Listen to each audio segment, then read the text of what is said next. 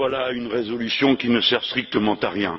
Je me demande dans quel pays du monde on traite le gouvernement de dictature quand il perd les élections et qu'il le reconnaît, qu'il perd les référendums et qu'il le reconnaît.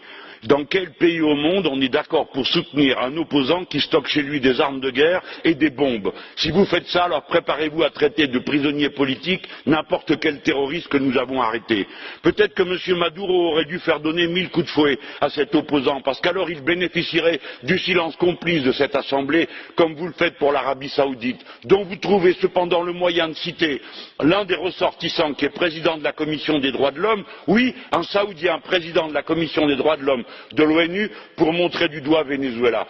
La vérité, c'est que vous ne vous occupez que de ceux qui défendent les pauvres pour les fustiger et les discriminer. La vérité, c'est que tout ceci participe à une entreprise de déstabilisation organisée par les États-Unis d'Amérique, qui font des coups d'État institutionnels comme ils l'ont fait au Guatemala, comme ils l'ont fait au Brésil, comme ils l'ont fait au Honduras, et que tout ceci n'est qu'un moment de propagande internationale de l'OTAN et des États-Unis d'Amérique. Ça ne vaut strictement rien, et je dis la colère de ceux qui aiment les gouvernements qui défendent les pauvres.